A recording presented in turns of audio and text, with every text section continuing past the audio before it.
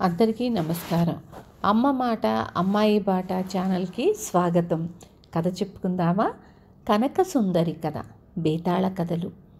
పట్టుదల వదలని విక్రమార్కుడు చెట్టు వద్దకు తిరిగి వెళ్ళి చెట్టుపై నుంచి శవాన్ని దించి భుజాన వేసుకొని ఎప్పటిలాగే మౌనంగా శ్మశానం కేసి నడవసాగాడు.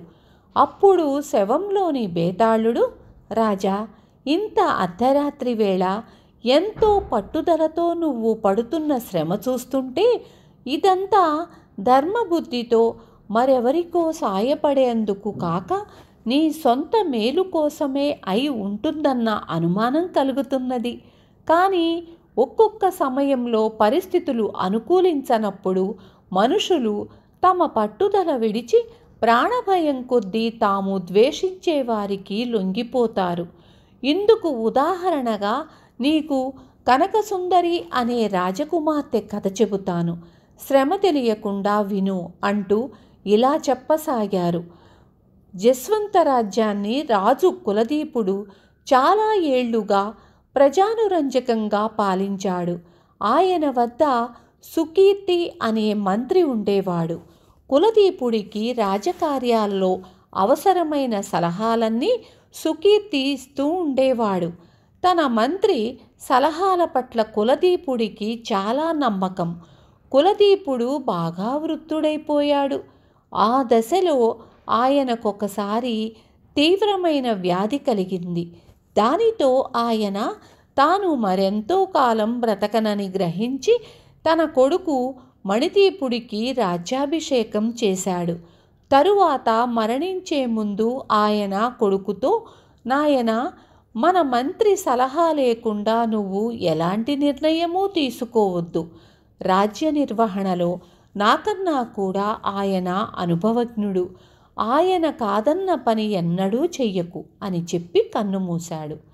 మణిదీపుడు తండ్రికిచ్చిన మాట ప్రకారం వృద్ధుడైన సుకీర్తినే తనకు మంత్రిగా నియమించుకున్నాడు.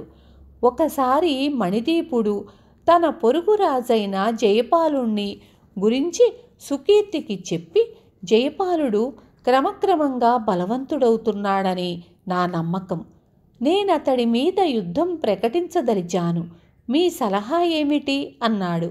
సుకీర్తి కొంత తడవ ఆలోచించి, మహారాజా, దయచేసి ఈ ప్రయత్నం విరమించుకోండి అన్నాడు. ఈ జవాబుకు మణిదీపుడు రవ్వంత ఆశ్చర్యపడి, ఏం అలా అన్నారు అని అడిగాడు.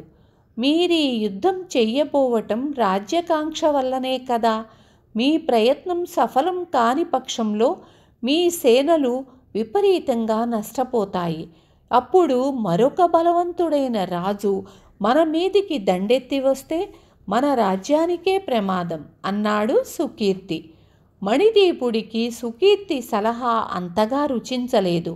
అయినా అనుభవజ్ఞుడు అన్న ఉద్దేశ్యంతో తండ్రి ఆయన సలహా పాటించమని ఆదేశించి ఉండటం వల్ల అయిష్టంగానే తన యుద్ధ ప్రయత్నాన్ని విరమించుకున్నాడు. ఆ తరువాత వారం రోజులకు మణిదీపుడు అరణ్యానికి వేటకు బయలుదేరాడు. సుకీర్తి అతన్ని వారించి, మహారాజా, ఈరోజు వేటకు అనుకూలంగా లేదు, 2 రోజులు ఆగి వెళ్ళండి అన్నాడు. మణిదీపుడి ఉత్సాహమంతా నీరు కారిపోయింది. ఎందుకు వెళ్ళరాదో చెప్పారు కాదు అన్నాడతను.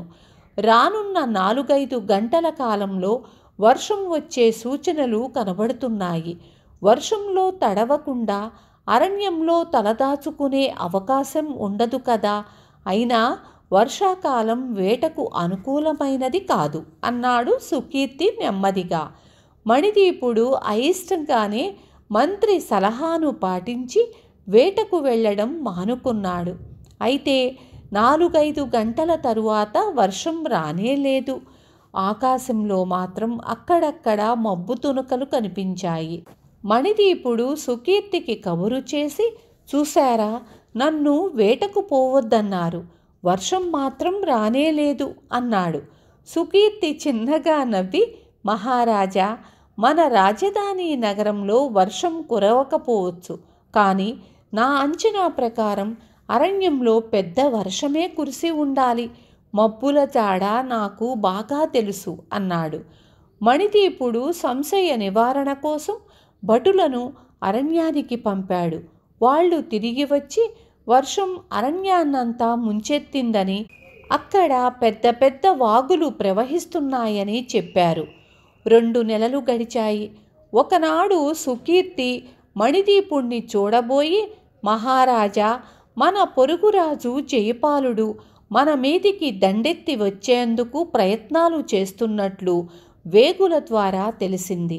ఆ మాట వింటూనే మణిదీపుడు, అలాగా, గతంలో నేను జయపాలుడిపై దండెత్తబోతుంటే వద్దని సలహా ఇచ్చారు. ఇప్పుడు అతనే మన మీదికి వస్తున్నాడు. అతన్ని ఎదుర్కోవడం వల్ల కూడా సైనిక నష్టం తప్పదు కదా అన్నాడు. సుకీర్తి శాంతంగా, మీరన్న మాట నిజం. దాడి చేసినా లేక దాడిని ఎదుర్కొన్నా కొంత సైనిక నష్టం, జననష్టం తప్పదు అన్నాడు. మణిదీపుడు ఆశ్చర్యపోతూ మంత్రికేసి చూసి, యుద్ధం చెయ్యకుండా లొంగిపోయి జయపాలుడికి నన్ను సామంతుని కమ్మన నీ సలహా అని అడిగాడు. అలాంటి అవసరం ఏమీ లేదు. జయపాలుడు సైనిక బలంలో మనకేమాత్రమూ తీసిపోడు. అలాంటి వాడితో కయ్యం కన్నా వియ్యం మంచిది. ఆయనకు పెళ్లికెదిగిన కుమార్తె ఉంది. ఆమెను తమరు వివాహం చేసుకుంటే మనదే పైచెయ్యి అవుతుంది అన్నాడు సుకీర్తి. మణిదీపుడు జయపాలుడి కుమార్తె కనకసుందరి అద్భుత సౌందర్యవతి అని విని ఉన్నాడు. వీలైతే ఆమెను పెళ్లాడాలన్న కోర్కె అతడికి లేకపోలేదు. ఈ కారణం వల్ల మంత్రి సుకీర్తి సూచనకు అతడు అంగీకారం తెలిపాడు.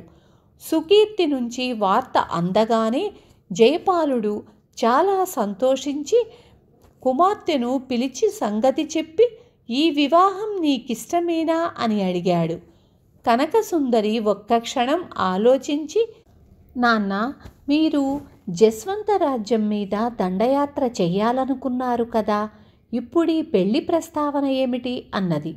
యువకుడైన మణిదీపుడు రాజ్యకాంక్ష కొద్దీ ఏదో ఒకనాడు మన రాజ్యం మీద దాడి చేస్తాడన్న అనుమానం నాకుంది. అందుకే ముందుగా అతడి రాజ్యం మీద దాడి చెయ్యదలిచాను. కానీ అతడు అల్లుడవుతాడంటే నాకు సంతోషంగా ఉంది అన్నాడు జయపాలుడు. మీరు దాడి చెయ్యనున్నారని తెలిసిన తరువాతే అక్కడి నుంచి ఈ వియ్యం అందాలనే కబురు వచ్చింది.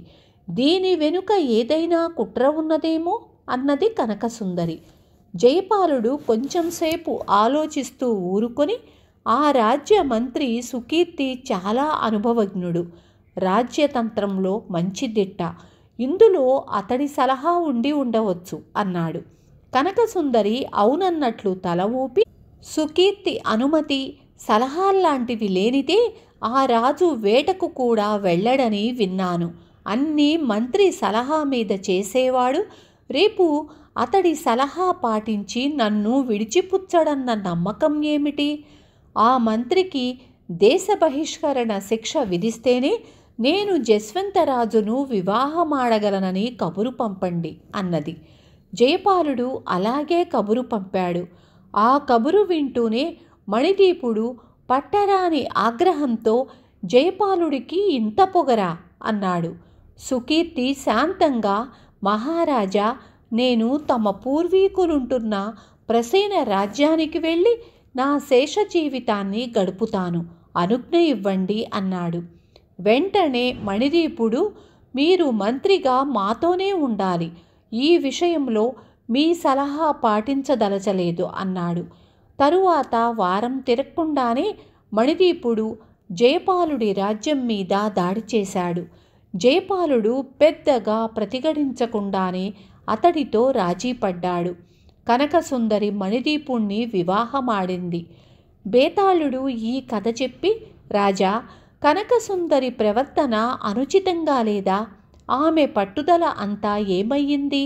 మంత్రికి దేశ బహిష్కరణ విధించితే తప్ప మణిదీపుణ్ణి వివాహం ఆడనన్నది. అటువంటిది తన తండ్రి అతన్ని ప్రతిఘటించలేక రాజీ పడగానే వివాహానికి సమ్మతించింది. ఇందుకు కారణం ఆమెకు కష్టాల పాలవుతామన్న భయం తప్ప మరొకటి కాదు కదా. ఈ సందేహానికి సమాధానం తెలిసి కూడా చెప్పలేకపోయావో నీ తల పగిలిపోతుంది అన్నాడు. దానికి విక్రమార్కుడు, కనకసుందరి ప్రవర్తనలో అనుచితమంటూ ఏమీ లేదు.